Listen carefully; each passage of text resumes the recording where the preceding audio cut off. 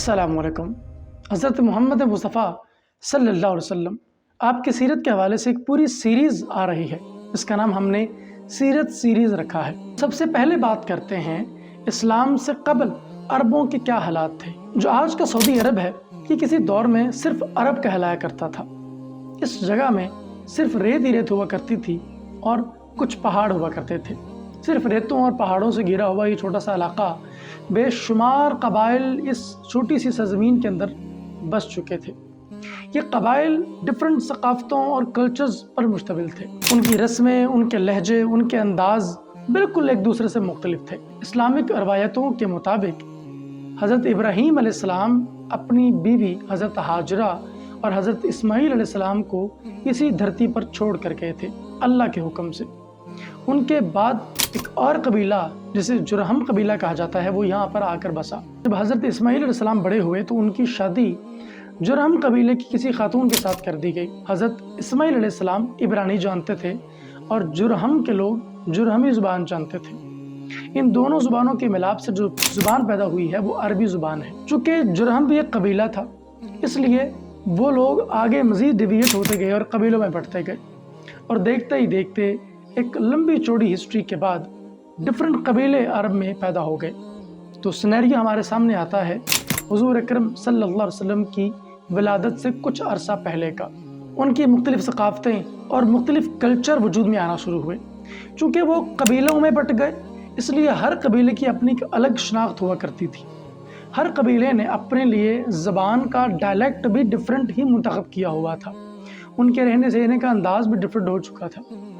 یہ وجہ بنی کہ عرب کے اندر قبیلے بننا شروع ہو گئے۔ کچھ لوگ باہر سے بھی آئے، ڈفرنٹ مذہب کو ماننے والے اور ڈفرنٹ کلچر کو فالو کرنے والے لوگ بھی وہاں پر آنا شروع ہو گئے۔ جس طرح کہ کہا جاتا ہے کہ آریہ سماج کے لوگ بھی کچھ وہاں رہا کرتے تھے۔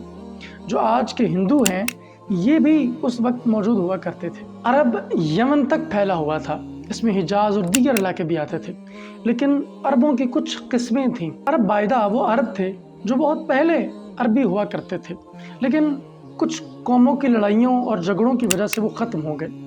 اس کے بعد آئے عرب عاربہ، وہ عرب تھے جو بعد میں ان باعداؤں کے بعد آ کر رہنا شروع ہوئے عرب کے اندر۔ ان کے ساتھ ہی عرب مستعربہ رہا کرتے تھے۔ یہ وہ خالص لوگ تھے جو بنو اسماعیل کہلاتے تھے۔ ان کے بارے میں کہا جاتا ہے کہ یہ حضرت اسماعیل علیہ السلام کی اولاد سے چلے آ رہے تھے۔ ان لوگوں نے کبھی بھی اسکیپٹسزم کو قبول نہیں کیا، یعنی شرک کو، بت پرستی کو قبول نہیں کیا، ایک الگ مائنڈ سیٹ رکھتے تھے۔ اسی وجہ سے ان کو حنیفی کہا جاتا تھا۔ حنیف کا عربی زبان میں مطلب ہوتا ہے الگ تھلگ رہنے والا، ڈفرنٹ، یونیک۔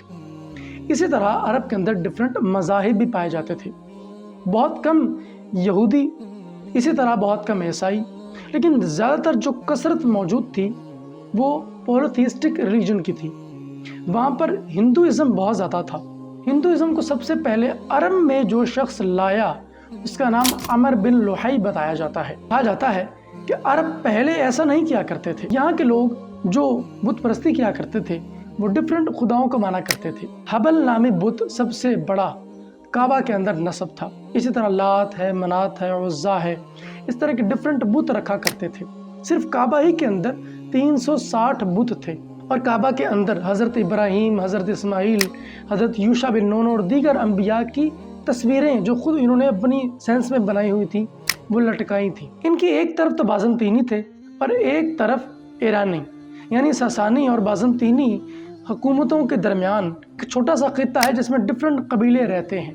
ان کی کوئی حیثیت نہیں ہے، نہ ہی وہ منظم ہے، نہ ہی وہ کوئی ریاست ہے، نہ ہی وہ کسی سسٹم کو فالو کرتے ہیں، اور نہ ہی ان کا کوئی ایک بلیف سسٹم ہے۔ وہ ڈفرنٹ بلیف سسٹم کو مانتے ہیں، وہ ہر چیز میں خدا ڈھونڈنے کی کوشش کرتے ہیں۔ اس لیے انہوں نے اپنے دیوی دیوتاؤں کو بھی تراشنا شروع کر دیا۔ عرب کے وہی لوگ جو شرک کیا کرتے تھے، بتوں کو پوجا کرتے تھے، وہی لوگ بتوں کے لیے بعض اوقات خواتین کو بھی ذبح کر دیا کرتے تھے اور ان کا چڑھاوا چڑھایا کرتے تھے۔ یہی وہ لوگ تھے جو باپ کی منکوحہ یعنی اس کی وائف کے ساتھ نکاح کر لیا کرتے تھے after the death of their fathers. اسی طرح غلاموں کو کمزور سمجھنا، ان کی خرید و فروخت کرنا، یہ پہلے سے ان میں موجود تھا، رائج تھا، اور یہ لوگ وہی تھے جو بتوں کی پوجا کیا کرتے تھے۔ اور اسلام سے پہلے ہی یہ بت پرستوں میں رواج تھا کہ وہ بڑی کثرت کے ساتھ شادیاں کیا کرتے تھے، یعنی 1 2 3 4 نہیں بلکہ زیادہ شادیاں کیا کرتے تھے۔ اور اس کی کوई حد مقرر نہیں ہوا کرتی تھی۔ چوپاؤں کو بھگوانوں کے نام پر چڑھاوے دیا کرتے تھے اور ان کو ان کے ساتھ نسبت دیا کرتے تھے، اور یہ کہا کرتے تھے کہ یہ فلاں بھگوان کا ہے، فلاں خدا کا ہے، فلاں بت کا ہے، لہٰذا اسے ذبح نہیں کیا جائے گا۔ شراب پینا، قمار بازی، جوا اور سود جیسی چیزیں عام تھیں، کیونکہ قبائلی نظام تھا، کوئی سسٹمیٹکلی لوگ آرگنائزڈ نہیں تھے، اس لیے لوگوں کے دل میں جو آتا وہ کرتے جاتے تھے۔ لیکن اس میں آپ یہ نہیں کہہ سکتے کہ سارے لوگ یوں ہی کیا کرتے تھے۔ مذہب حنیفی جو حضرت ابراہیم علیہ السلام کے پیروکار تھے، حضرت اسماعیل علیہ السلام کی اولاد سے تھے، وہ لوگ کبھی بھی شرک میں مبتلا نہیں ہوئے۔ ایون نبی اکرم صلی اللہ علیہ وسلم کے جتنے بھی آباء و اجداد گزرے ہیں، ان کے بارے میں کہا جاتا ہے کہ کوئی ایسا شخص نہیں گزرا جس نے کبھی بھی شرک کیا ہو۔ جہالت اتنی عام تھی کہ اگر ایک قبیلے کے کسی شخص کے گھوڑے نے کسی تالاب سے پہلے پانی پی لیا اور دوسرے شخص کے گھوڑی نے بعد میں پانی پیا ہے، تو جھگڑا اسی بات پہ شروع ہو جاتا تھا کہ تمہارے گھوڑے نے پہلے پانی کیوں پیا ہے۔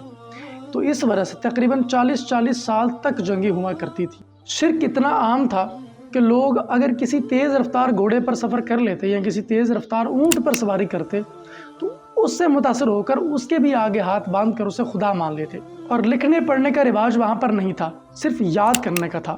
حافظہ ان کا اتنا مضبوط تھا کہ اگر ان کو یہ کہا جاتا کہ الفابیٹکلی تم نے 100 شعر یاد کرنا ہے فلاں دیوان کا، تو وہ یاد کر لیا کرتے تھے، ان کے لیے کوئی مسئلہ نہیں ہوا کرتا تھا۔ اور بہادری، شجاعت، جنگ، لڑائی، یہ ساری چیزیں ان کے خون میں موجود تھیں۔ مسوجنی اور پیٹراکی اس حد تک تھی کہ اگر کسی کے ہاں بیٹی پیدا ہو جاتی تو اسے زندہ درگور کر دیا جاتا تھا، اسے وہیں پر مار دیا جاتا کہ اگر یہ لوگوں نے دیکھ لی تو لوگ کہیں گے کہ تم نے بیٹی پیدا کی ہے، تو بیٹی پیدا کرنا جرم سمجھا جاتا تھا۔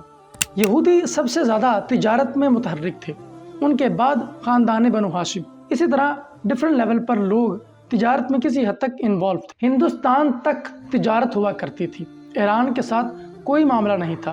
تو اس سارے سینیریو کے اندر نبی اکرم صلی اللہ علیہ وسلم کی ولادت ہوتی ہے، تو یہ سال ہے 570 عیسوی۔ اسی سال نبی اکرم صلی اللہ علیہ وسلم پیر کے دن پیدا ہوئے، اور اگر انگریزی تاریخ کا حساب لگایا جائے تو 22 اپریل کو پیدا ہوئے۔ حضور اکرم صلی اللہ علیہ وسلم کا خاندان سرداروں کا خاندان تھا، یعنی بنو ہاشم مکے کے سردار تھے اور شریف النسل کہلایا کرتے تھے۔ تجارت ان کا بزنس تھا، اور خدمت کے طور پر یہ کعبہ کی حفاظت کیا کرتے تھے۔